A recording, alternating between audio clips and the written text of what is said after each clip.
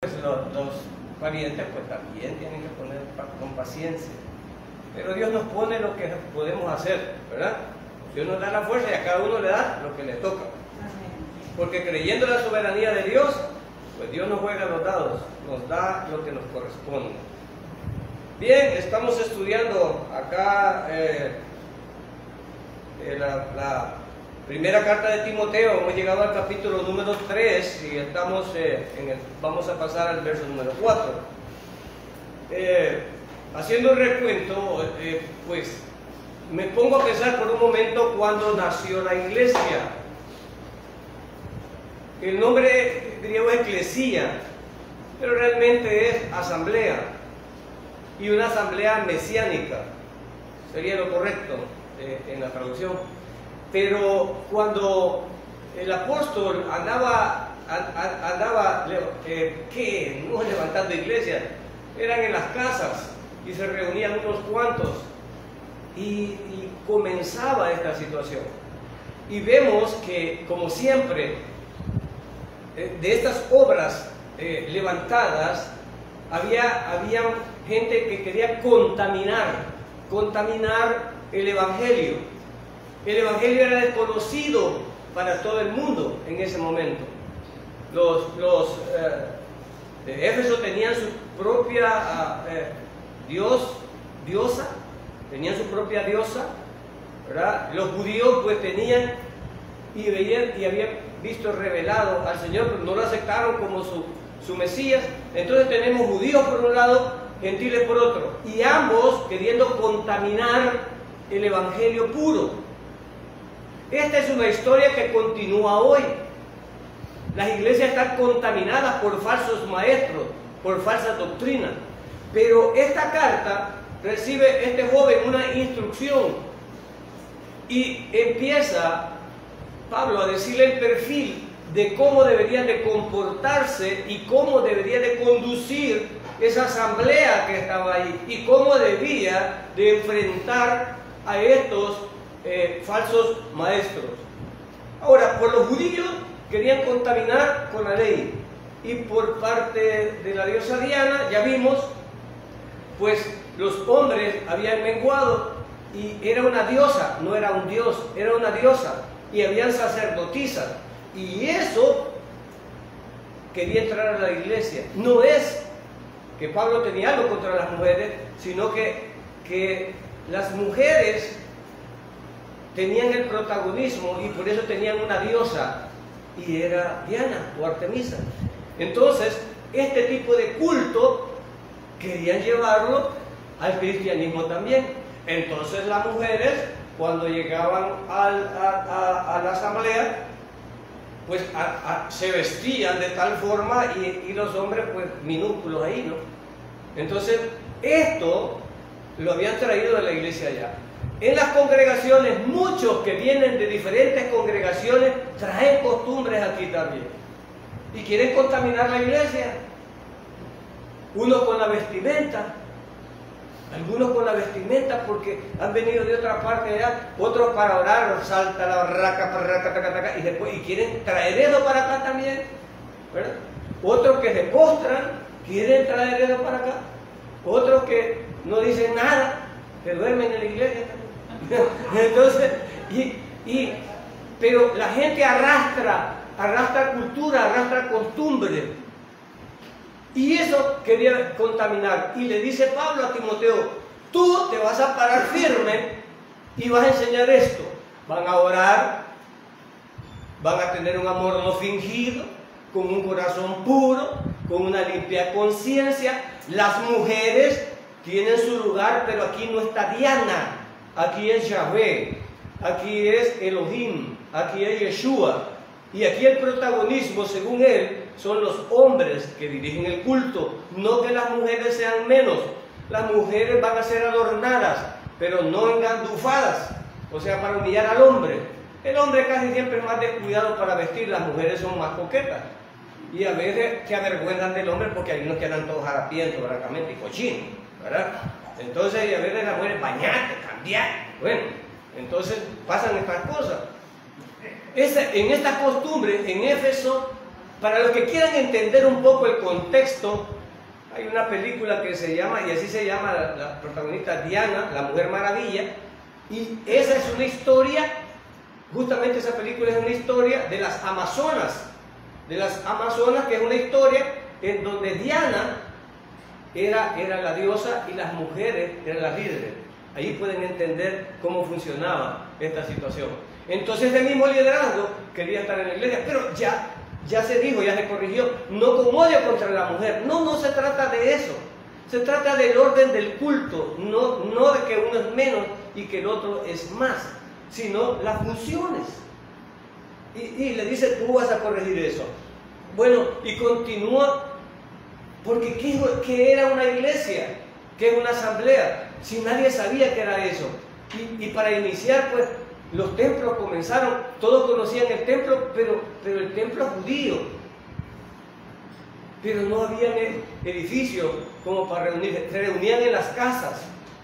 A veces tenemos un contexto equivocado, estamos hablando de una cultura de hace 2024 años, y algunos agarran cada palabra y la quieren meter en la actualidad. Eso no cabe, Señor, no cabe. Se vestían diferente, ¿usaban pantalones? No usaban pantalones. No usaban pantalones. Si alguien es tan literalista y tan legalista, tendría que andar en sandalias y tendría que andar con ese gabán que andaban. Pero lo que les gusta lo traen y lo quieren meter en la iglesia. Y la iglesia no puede ser contaminada. Entonces se debe de mantener el orden. Y ese orden empieza a dictarlo Pablo a su pupilo, que era Timoteo, y le está dando instrucciones. Ahora le dice, vamos a ver. Ya te dije cómo se va a comportar la mujer, ya te dije cómo se van a comportar los hombres, ya te dije cómo va a ser. Las mujeres van a callar, pero los hombres van a callar también. ¿Acaso todos los hombres pueden ser obispos, o presbíteros, o ancianos? ¿Acaso todos los hombres pueden ser eso? ¿Cuántos pastores hay aquí? ¿Cuántos califican? O sea, vemos a la mujer que estamos descalificando, no, si también estamos descalificados un montón de hombres.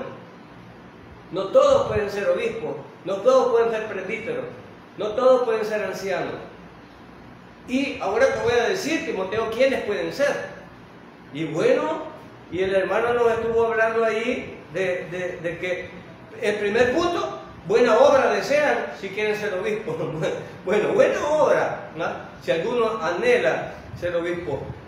Hoy en día anhelan ser pastores sinvergüenzas un montón por el diezmo. Hay pastores que yo no necesito decir nombres, son obscenamente ricos. Y esa no es la imagen de la iglesia que le estaban dando a Timoteo. Esa no es la imagen del obispo que le estaban dando a Timoteo. No es esa. Si tu pastor no se parece al perfil que está dando Pablo, vete de esa iglesia. Eso es un engaño. Eso es un engaño. Entonces, mira lo que dice aquí. Pero es necesario que el obispo sea irreprensible marido. Y esto le explicó el hermano. Algunos se meten en pleito de esto, son tan legalistas que usted no puede. Entonces, yo creo que, bueno, yo sé que incomodo a algunos en la iglesia por ser divorciado. Sé que lo incomodo y no les gusta que yo esté tal vez enseñando. También a mí no me gusta, yo le digo al pastor, pero bueno, porque si causa más daño que bien, mejor me siento, sinceramente. El día que los hermanos estén incomodando por esta situación, pues yo, no, pastor, mire, usted no enseña porque usted es divorciado. Pero aquí, ¿qué es lo que dice acerca del divorciado? No, marido de una sola mujer, porque la gente no entiende que los judíos eran polígamos. ¿Cuántas mujeres tenía Abraham? ¿Cuántas mujeres tenían los patriarcas? ¿Cuántas mujeres? Esto cambió después. Y Pablo no califica tampoco. Si somos tan literalistas de lo que estamos hablando, Pablo no califica. Y veamos por qué yo se lo voy a decir. Irreprensible marido de una sola mujer. ¿Cuántas mujeres tenía Pablo? Pues no califica. No califica. Pues no tiene mujer. ¿Ah? Operador, tampoco, no tenía casa. No califica. No califica. ¿Verdad? y luego que tenga los hijos en su juicio, no tenía hijos, no califica. Si empezamos a que vamos a cumplir literalmente, disculpen, habría varios que no califican. Pero ¿qué es lo que estaba? Pero como hay gente bien peleona, pero lo que buscan es un pretexto para hablar o para resaltar. Pero bien entendemos que el siervo de Dios debe ser decente, hermano. Eso es lo que Pablo estaba diciendo, que ese tipo debe de ser una persona ecuánime, moral, que no tenga crítica. Eso es lo que él estaba diciendo. Y por las circunstancias en que estaban, le empezó a dictar algunas cosas, no todas. ¿A qué seminario fue Timoteo? ¿De qué estaba graduado? ¿Qué título deben de tener los ancianos y los obispos? O sea, si nos ponemos, hay muchas cosas inconclusas, pero el mensaje que se quería dar era que esos falsos maestros que estaban dando falsas doctrinas debían de ser parados y que él con autoridad debía de estar actuando allá. Entonces, le dio el perfil de la mujer y ahora está dando el perfil del obispo o del presbítero o del anciano o del que ahora le llaman pastor. Alguna gente se hinchaba también. La palabra más adecuada es obispo que pastor. La palabra pastor es mencionada como 2 o 3 veces en el Nuevo Testamento. La traducción realmente es obispo o supervisor. Es eso. Pero le han cambiado el concepto y a veces no revisamos eso. Entonces, él nos explicó, el pastor nos explicó acerca de esto. Y en cuanto a la mujer, que cuántas mujeres debería tener, lo que estaba refiriendo era que él fuera marido de una sola mujer, que no tuviera 3 al mismo tiempo. Algunos lo interpretan es que no hubiera tenido ninguna mujer anteriormente y que solo tenga una en toda su vida. Así lo interpretan. Pero si eso es cierto, también sería cierto entonces que Pablo no califica porque no tenía ni una. Entonces, no estaba hablando de eso. Estaba hablando de que debe de tener decoro, orden, ser respetado en la comunidad y comportarse correctamente. ¿Verdad? El pastor no debe ser borracho, el pastor no debe tener 2 mujeres, es lo que él estaba diciendo, debe de vivir en orden. ¿Verdad? Verso 3, no daba al vino, y aquí muchos se enojan, el pastor nos explicó también qué es eso de no daba al vino. Y entramos al verso número 4. Que gobierne bien su casa. Y como digo, ¿cuántos no califican aquí? Entonces todos los seminaristas que estudian y no tienen mujer no califican. No califican. Porque ¿cómo van a gobernar bien su casa? Que en este caso la traducción es el hogar. Si no tienen. No está diciendo que esta casa va a obedecer. No. Está hablando, cuando dice casa es el hogar de esposa e hijos. ¿Verdad? Entonces dice que gobierne bien su casa, que tenga a sus hijos en sujeción con toda honestidad.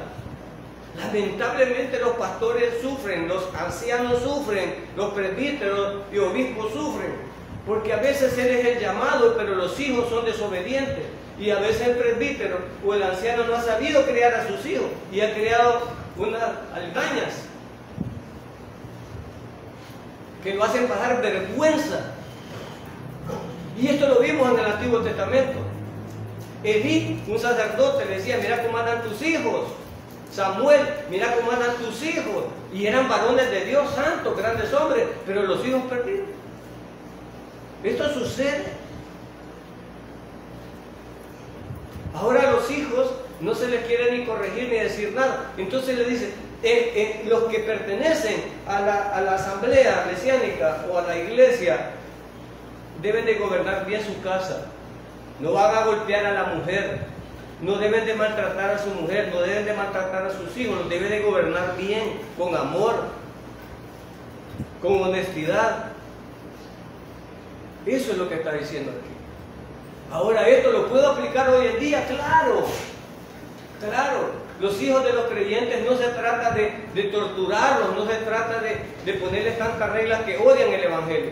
Hay unos que la llevan de tan santurrones, que los hijos llegan a odiar el Evangelio por santurrones que son. Quieren matar a los hijos porque fueron a un baile, quieren matar al hijo porque dijo tal cosa. Y los hijos van a tener curiosidad. Los hijos están en desarrollo, no se acuerdan cuando fueron jóvenes ellos.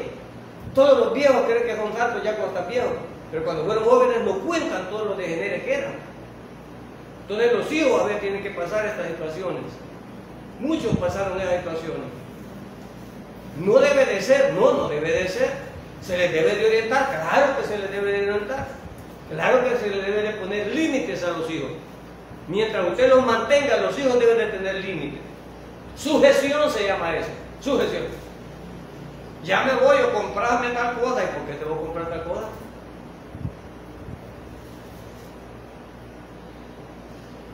Entonces hay cristianos que da lástima que no es cristiano. Cristiano de nombre viene a la iglesia, darse en el pecho, pero no gobierna su casa. No ordena su casa. Y de esto es que estamos hablando. No de ser hipócrita, de tener teoría, sino de hacer las cosas bien todos. Nadie es perfecto. Pero las líneas están dadas a donde le apuntamos. No le llego todavía, pero le apunto ahí. A que mis hijos, no seas tan rebelde, hijo, vas a sufrir. Vas a sufrir, no seas rebelde. Entonces, la Biblia ordena que los hijos deben de estar en sujeción a los padres. Amén. Y si no los tiene sujetos, sujételos y no denle la jeta. No, perdón. No. Y si no, ordénelos. Yo tenía una conversación con una maestra y entonces dije, esto es el karma, disculpen ustedes que no son cristianas. ¿Por qué?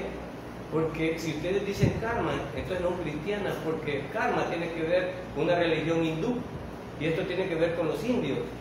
Para nosotros es la ley de compensación, o lo que siembra eso cosecha. Hay que hablar correctamente. Y es lo que estábamos diciendo aquí. Nuestros hijos deben de ser instruidos con toda sujeción y con toda honestidad. Honestidad significa que el padre no se crea tan santurrón, que recuerde lo que era con la madre, para tener misericordia con sus hijos. Los hijos se van a equivocar. ¡Ja! Mira que vos tal cosa. ¡Ja! Mira cuánto te sacaste, me 3 de nota. ¿Y usted cuánto se sacaba? Él no se acuerda. Ya no se acuerda, todos creen que sacaban 10 nombres, y era topado el viejo también. Era topado. ¿Verdad? Pero a los hijos les tira que hijo, yo de tu edad, y empiezan, ¿verdad? Yo de tu edad, y empiezan a poner carga. No funciona así. No funciona. Hijo, no hará esto. Primero, porque soy siervo de Dios. Segundo, porque estás bajo mi tutela. Y tercero, porque no te conviene. Y es mi obligación sujetarte. Posteriormente tú decidirás, pero por el momento, no sé ustedes, pero que Dios les bendiga a los que tienen buenos hijos. Pero los que no tenemos buenos hijos, no fue porque no les dimos un buen ejemplo. Si no, esto se aplicaría a Elías, se aplicaría a Samuel, que fueron grandes hombres y tuvieron malos hijos. Tuvieron malos hijos. No se culpe ni cargue usted con eso. Que sinvergüenza es sinvergüenza, ¿por qué sinvergüenza? Es que vos nunca me pusiste atención. No. Ay, es que no me diste cariño. Es que no me compraste el iPhone. No. Use la chancleta, hermano. Use la chancleta. Esa es la mejor psicología.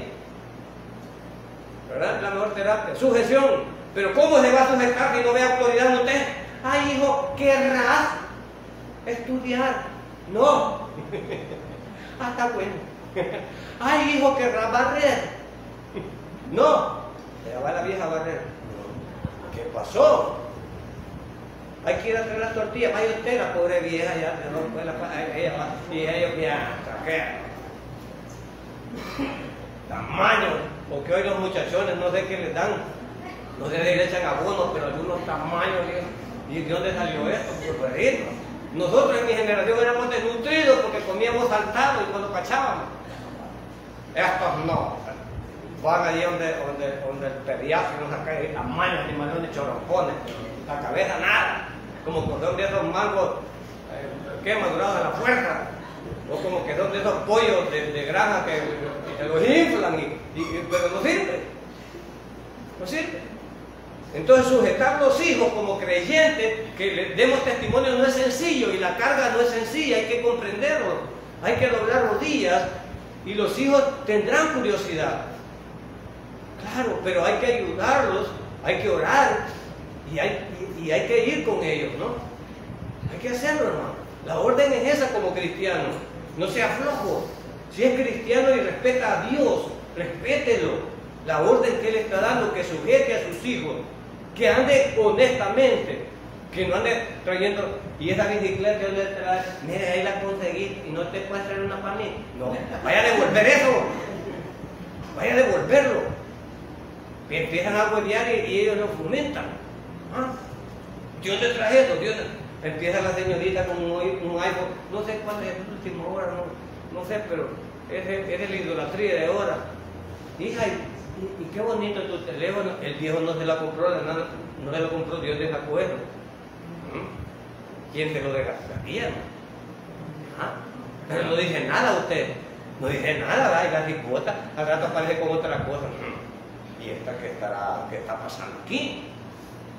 Ah, no, pero hay gente que dice ser creyente y no sujeta de estas cuestiones. ¿Ah? Y de esto está hablando. Entonces, ustedes no deben de comportarse así. Verso 5. Pues que el que no sabe gobernar su propia casa, ¿cómo cuidará la iglesia de Dios? Tiene lógica. Tiene lógica. Cuando usted quiera corregirle como anciano, como obispo, como pastor, el hijo a un hermano, lo primero que le va a decir, ¿y lo suyo? Cabal. ¿Y lo suyo? Eso le va a sacar en la cara. Por eso es que el anciano debe de gobernar bien su casa. Mire hermano, su esposa es bien chambrosa. ¿Y la suya? ¿Y la suya? Vea que tiene lógica que la familia del anciano, el obispo, debe de tener, ¿verdad? Más o menos que no haya tacha. Que no haya tacha. ¿Verdad? Eso es lo que tiene que ver. ¿Verdad? Mire hermano, cómo anda, mire hermano, usted es diácono y su hija cómo anda casi pelada. ¿Y la suya? ¿Ve? Entonces tenía lógica que a Timoteo le dijeran, ¿sabes qué? Si alguien anhela esto, que sepa la carga, lo que se mete y el ejemplo que tiene que dar. No se trata solo que me gusta hablar a mí aquí y que todos estén callados, no se trata de esto. Se trata de lo que está detrás de mí y de la responsabilidad que hay con respecto a eso.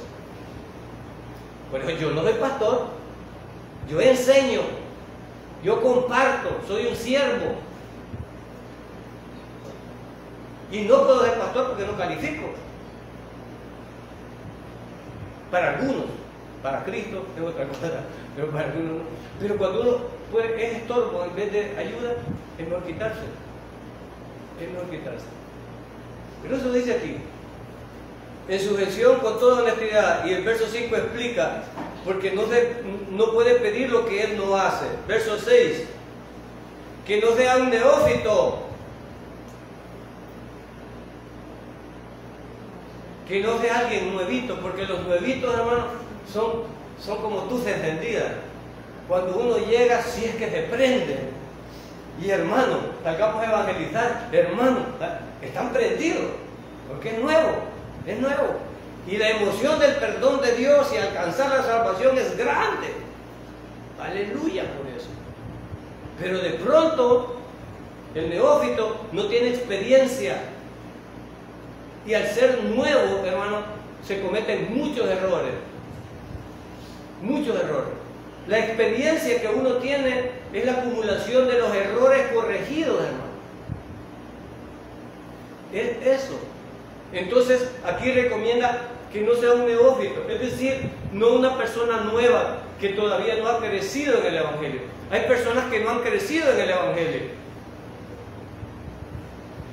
Son unos niños espirituales. ¿Y cómo los voy a poner en liderazgo si son unos niños espirituales? Todavía no domina todas las doctrinas. Entonces, ¿cómo va a ayudar y cómo va a consolar a otros? No lo puede hacer. Entonces, debe de tener mucho conocimiento. Debe de haber crecido. para eso, para consolar, para ayudar, para orientar. Entonces debe de tener experiencia, no ser nuevo. Los nuevos muchas cosas no las saben. Entonces dice que no debe ser neófito, no sea que envaneciéndose caiga en condenación del diablo. Alguien nuevo puede imaginarse que todos los creyentes son fieles y verdaderos, y cuando destapa la olla y va viendo aquello, se defrauda, se defrauda, se defrauda. Esto es así casi en todo. El trabajador nuevo llega y tiene todos los brillos. El trabajador viejo ya se sentó. Cálmate vos. Este como es nuevo, viene llegando. Cálmate, no te sofoques. No, hombre, trabajemos. No, venite, sentate. Empiezan los viejos a darle mal consejo. Entonces los nuevos se defraudan. Se defraudan. Entonces en las cuestiones espirituales, que es tan delicadísimo, porque es un alma que se abre al infierno o a la eternidad.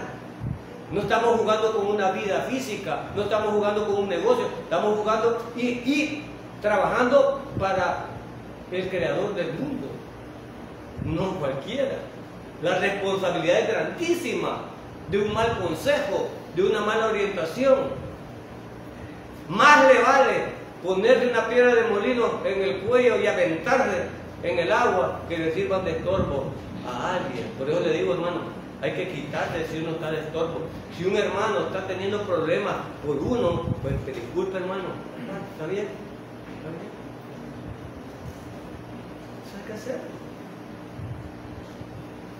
Entonces no neófitos, porque se pueden envanecer, pueden caer en la condenación del diablo.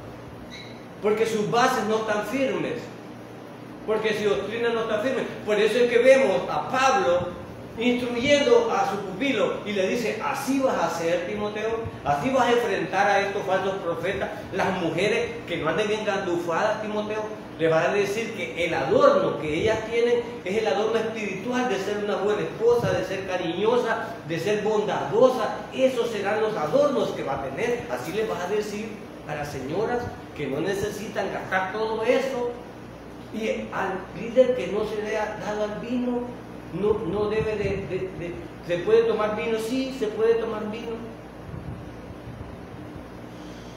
Algunos se molestan por eso, si aquí lo que prohíbe es que sea borracho.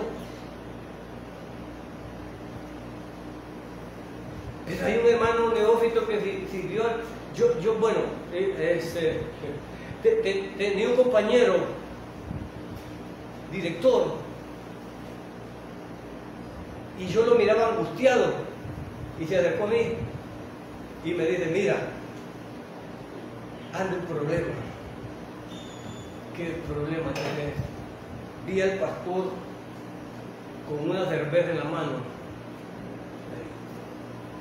¿sí? Y con otra mujer que no es su mujer, y no he dormido. No sé qué hacer. ¿Qué hubiera dicho usted, hermano? No sé qué hacer. Y yendo a esa iglesia a él, menudo problema. Menudo problema. Aquí muchos parecemos santos porque los pecados los tenemos ocultos y no andamos confesando. Somos vivos. Somos audaces. En otras partes los hermanos inocentes, hermano, yo, y se va, se lo acaban. Entonces él me dice: si yo digo esto, la iglesia se lo aplique. Mira, doblar rodillas. Y lo primero, acércate a él. Hay que destituirlo, hermano. Hay que destituirlo. Esto es lo que iba a enfrentar Timoteo, problemas como este. Y el pobre muchacho, ¿qué hago? con aquellas mujeres líderes y engandufadas que tal vez él, ¿cómo se le iba a parar? Y eran las meras. Es sencillo. Hipócritas vemos un montón en las iglesias aparentando. Todos estos pastores que ocultan cosas y ocultamos. Pero es que usted es líder y usted es pastor y usted no es responsable de sus actos también. El hermano pastor repitió 2 veces, no sé si pusieron atención, como 2, 3, 4 veces, dijo, estos requisitos son también para quién. Avisa, para todos, dijo. No avisa que sea solo para el pastor, solo para usted. A mí no me dice. Ante el Señor somos responsables, hermano. O sea, si el pastor tiene 2 mujeres, lo vamos a criticar, pero si yo las tengo, no. O igual me cae. ¿Cómo será? Si el pastor va a chupar, lo voy a echar, pero si yo chupo, no. O es para todo. Bueno, por eso cuando uno va a hablar debe de fijarse atrás, no como anda uno arrastrando una gran bolsa, no debe ser. No debe que salga perdiendo. Verso 7. También es necesario que tenga buen testimonio de los de afuera. Es decir, aquí hay una comisión que se come a los hermanos. En todas las iglesias hay una comisión, y no son las de la Guardia del Santísimo ni de la Vela Perpetua, sino que en las iglesias siempre hay un grupito de personas que les gusta comerse a los demás hermanos. Siempre, porque son las santísimas, por los santísimos, ¿verdad? Pero ya con eso es una carga. Pero le dice a Timoteo, tú deberás de tener no solo buen testimonio dentro de la congregación, sino que también fuera de la congregación. Allá bajera, que va a la iglesia allá, mañosa, me prestó $1000 y nunca me los pagó. Hermano. Y venimos a alabar, aleluya, y no, mejor vaya a pagar la deuda. Vaya, hermano. No nos gusta porque nos señalen, no nos gusta. Y no nos debe de gustar, eso significa que todavía tenemos vergüenza, ¿está bien? ¿Está bien? Pero si andamos haciendo algo incorrecto, pues no va a ser correcto porque no lo digo. Debemos de trabajar en tener una conducta aceptable en la comunidad, de no tener una conducta escandalosa, sino aceptable como creyente, ¿verdad? Debemos de necesario que tenga buen testimonio de los de afuera, para que no caiga en descrédito y en el lazo del diablo. No me interesa la gente que critica, me interesa el hermano que se recupere. Porque la gente que critica es usada por el diablo, usada por Dios a veces, para corregirlo a usted. Esa es mentira, que porque usted hizo no viene a la iglesia, ese siempre va para el infierno, no le interesa. Yo no voy a la iglesia porque tal hermana anda en pantalones. ¿Cree que yo me voy al infierno solo porque quedar de pantalones y dándome la salvación aquí? No, pero no acepto la salvación de Dios porque ahí va una con pantalones. Me voy al infierno, ¿no?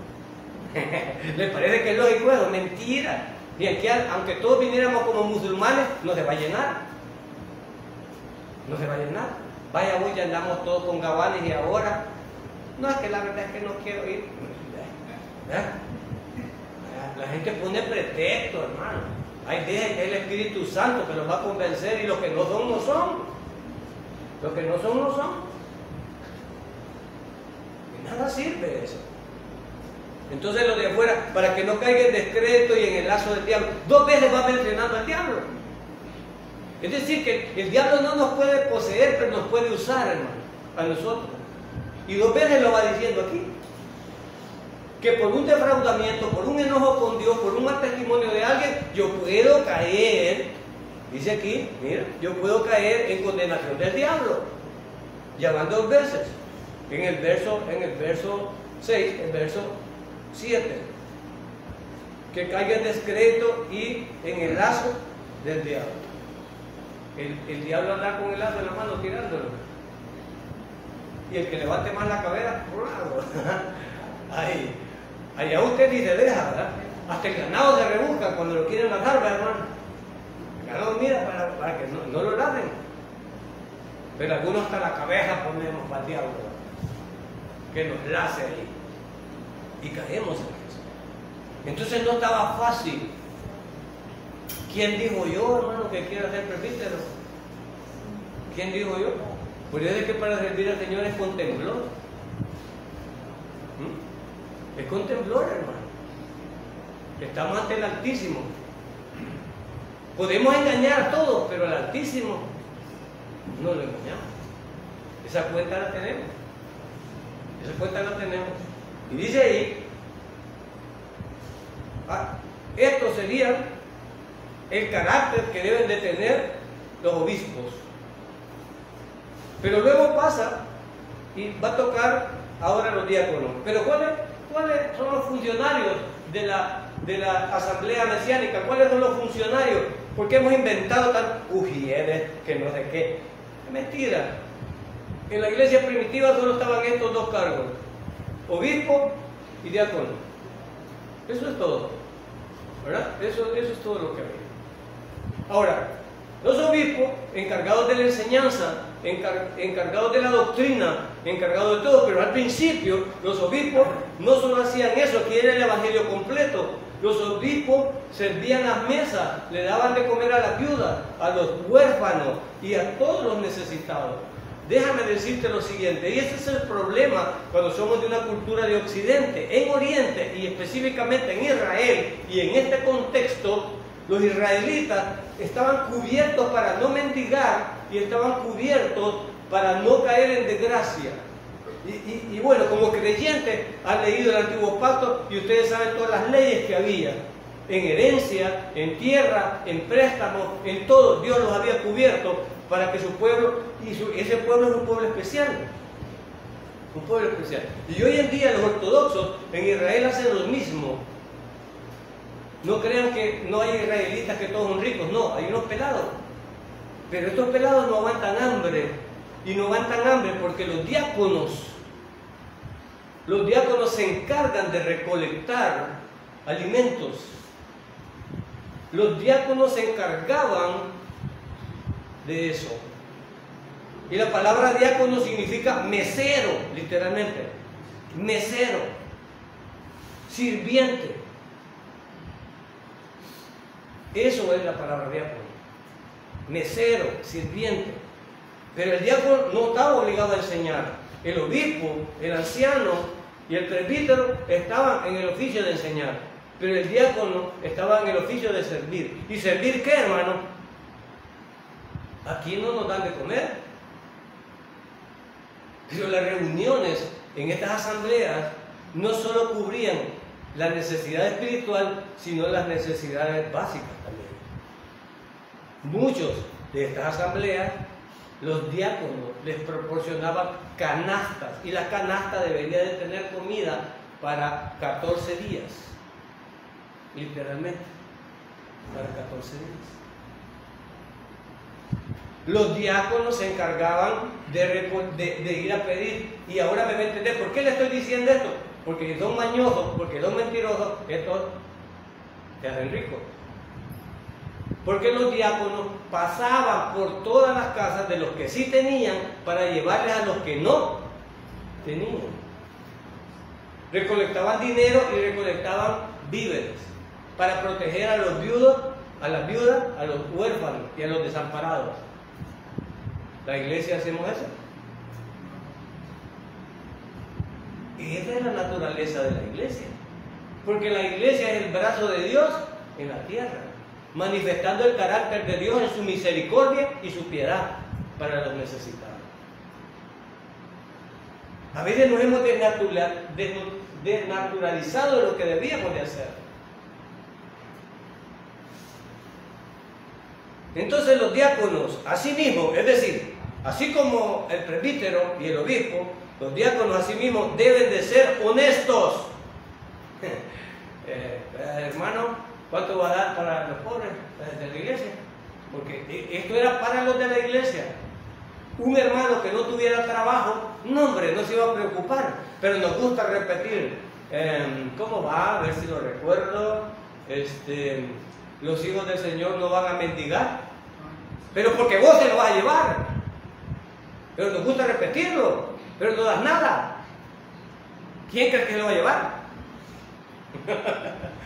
O sea, en la iglesia, si nos enteramos de que un hermano fue despedido y no tiene de dónde comer, entonces los diáconos se encargaban de ir a recoger de todos los hermanos que sí tenían para llevarle a ese hermano. Por eso tenía que ser honesto.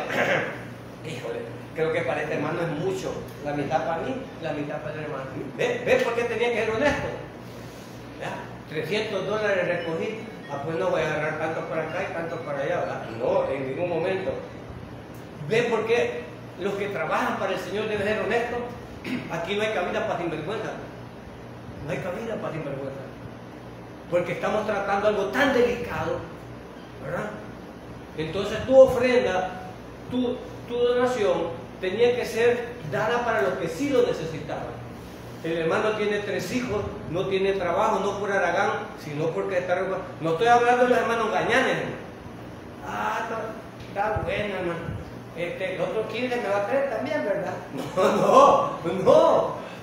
Le va a buscar trabajo. Pero no meto en la hamaca aquí. No, cada 15 días me lo va a traer, ¿sí?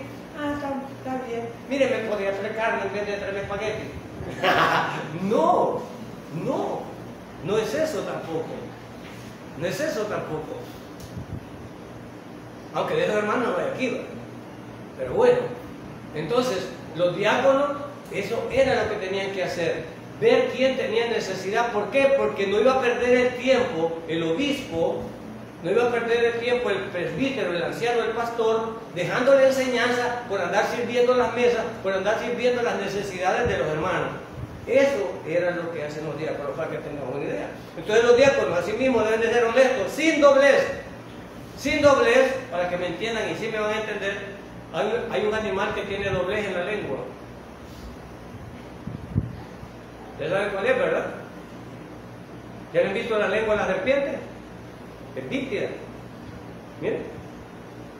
Entonces, sin doblez significa que sostiene lo que dice y no miente. No, aquí dice una cosa y después otra. ¿Recuerdan a Pedro que cuando estaba con los judíos bien tallado y cuando venían los gentiles y venía para el otro lado? Eso es tener doblez. Eso es tener doblez. Entonces dice que los diáconos no deben de tener doblez. Qué delicado, hermano. Servir porque él va a recolectar alimentos, va a recolectar dinero, tan delicado y que debe de ser entregado honestamente a los que lo necesitan. Ah, no, hombre, aquí está bueno para mi comadre, sí le voy a dar más bonita la canasta. Ah, para ese hermano me cae mal, unas 2 libras de arroz le voy a dar de oro. Ellos podían hacer corrupción, porque ellos iban a manejar los bienes. ¿Ve por qué era interesante esto? Esa era la función de los diáconos, no enseñar. Entonces dice ahí, no dados a mucho vino, miren el plural, no dados a mucho vino. Hermano, yo me puedo echar una cerveza, sí. ¿Me puedo echar una copa de vino? Sí.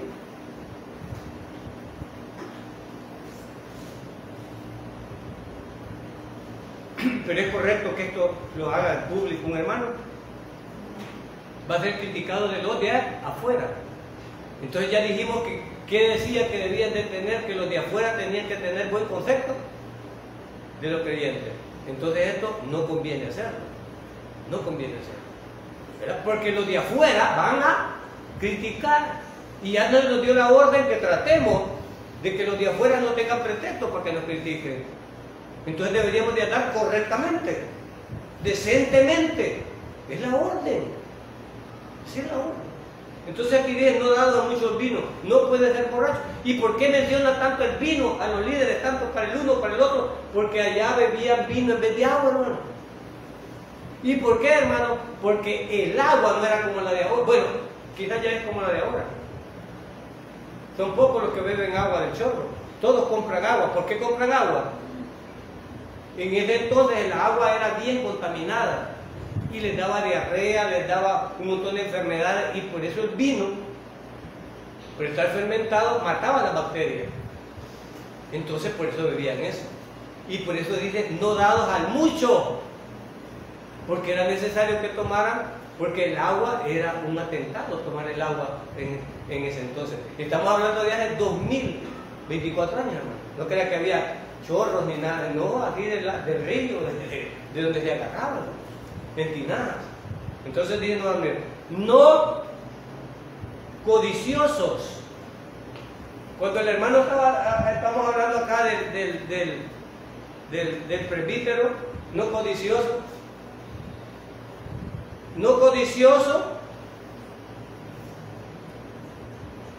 de ganancias. ¿Son codiciosos los pastores de ahora, hermano? ¿Son codiciosos los pastores de ahora? No sé, quizás a mí me diera pena, o tal vez no me diera pena, tal vez fuera mi vergüenza también. Que el pastor mande a hacer una casa de 3 plantas y los hermanos viviendo en un rancho o rentando. Que el pastor ande en una 4x4 y los hermanos a pie. Un verdadero pastor, ¿cómo creen que se sentiría? Un verdadero pastor, y viendo a los hermanos en necesidad. No digo que los pastores no deben de ganar, porque es lícito que se haga. Lo que dice aquí que no sea codicioso, es decir, que los pastores no dice aquí que por determinación deben de ser ricos, no dice. Y un pastor que no trabaja, sino que vive solo de la iglesia, si se hace rico, ¿de dónde ha sido rico? ¿Del dinero de dónde? De la iglesia. No se dice que un pastor tenga un negocio, un par de empresas y sea rico y sirva. Eso es diferente. Pero que un pastor debe de tener su salario, y un salario aceptable, claro que sí, porque trabaja para la obra del Señor. Pero no significa que hoy me fue bien en el negocio de la iglesia, porque no es negocio. No es negocio. Entonces, de eso está hablando acá. Pero ahora han tergiversado eso. ¿Y cuántos pastores ahora exigen ser ricos? Aquí porque ustedes no lo ven, pero en otros países, como Estados Unidos, esos tipos son, bueno, son cosas serias. Gracias al Todopoderoso que acá no hay codicia ni tentados en eso. Entonces dice que no deben de ser codiciosos de ganancias deshonestas. Y voy a terminar con el verso 9, el tiempo se nos fue. Que guarden el ministerio de la fe. Que guarden el ministerio, que guarden el misterio de la fe. Quizás no voy a desarrollar todo este verso. Que guarden el misterio de la fe. ¿Y cuál es el misterio de la fe? ¿Cuál es el misterio de la fe que nos fue revelado? ¿Cuál fue el ministerio de la fe que nos fue revelado? El Evangelio. Cristo hecho hombre. Cristo hecho hombre. Este era un misterio, porque en el antiguo pacto no se conocía la redención a través del Hijo del Todopoderoso. Este era un misterio. Ahora ellos creían santificarse a través de los sacrificios y de las obras. Pero cuando vino Cristo, este es un misterio tan grande que muchos todavía no lo entienden. Que yo sea perdonado, que todas mis culpas sean perdonadas no por una obra hecha por mí, sino por una obra hecha por el Hijo de Dios en el Calvario. Este es un misterio y la gente no lo acepta. No, no puede ser tan fácil. Eso es lo que dice la gente. Porque es un misterio. Es un misterio revelado a quienes, a los de la familia de Dios. Y ellos siguen creyendo que por dar por haber dado la losa para el piso para la iglesia, o por haber dado la puerta, estoy alcanzando el cielo. O porque le dio a un huérfano, o porque dice tal cosa, cree que pueden alcanzar. No, porque él cree que su maldad se va a menguar, su acusación de su conciencia va a menguar cuando por todos los males que ha hecho, él va haciendo un bien. Y esto en una iglesia le dicen penitencia. Entonces yo hice 2 males, hago 2 bienes y ya quedó a 0, empate.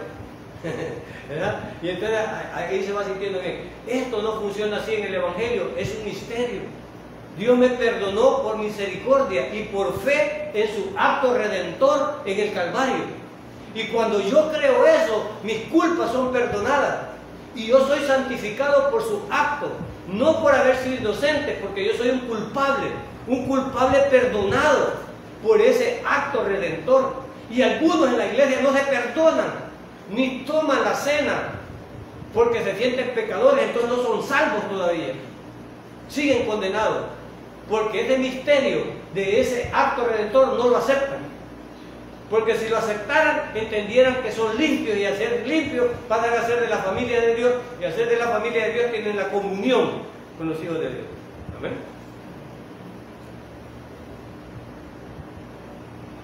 Pero algunos creen que porque no la toman y están en cochinos pecados, viviendo en pecado, según ellos tienen la salvación y están en pecado. No, Señor, usted está bien equivocado. Perdóneme, pero está bien equivocado. Y no ha entendido la doctrina. No ha entendido la doctrina. Usted no está perdonado. Porque usted sigue creyendo que ese pecado le impide tomar la cena, pero no está creyendo pero sí acepta la salvación. ¿Y qué es más grande? ¿Un rito o la salvación eterna? Pero quiero aceptar la salvación eterna, pero no el rito, porque no quiero dejar el pecado. Y creo que ofendo menos a Dios no tomándola. Y eso es mi mente nada más. Pero bueno, me voy a quedar aquí, porque hay mucho que explicar en este misterio, ¿verdad?, que tenemos acá nosotros de Jesús. Pero todo aquel que sí acepta este misterio, que es perdonado a toda su culpa por el sacrificio de Cristo en la cruz, ha sido salvo. Te invitamos a todos a creer en el Señor para alcanzar salvación. Seguiremos explicando este misterio de la piedad que es Cristo Jesús y su sacrificio. Dios bendiga su palabra. Oremos. Padre, gracias por tu palabra. Gracias por habernos permitido ahora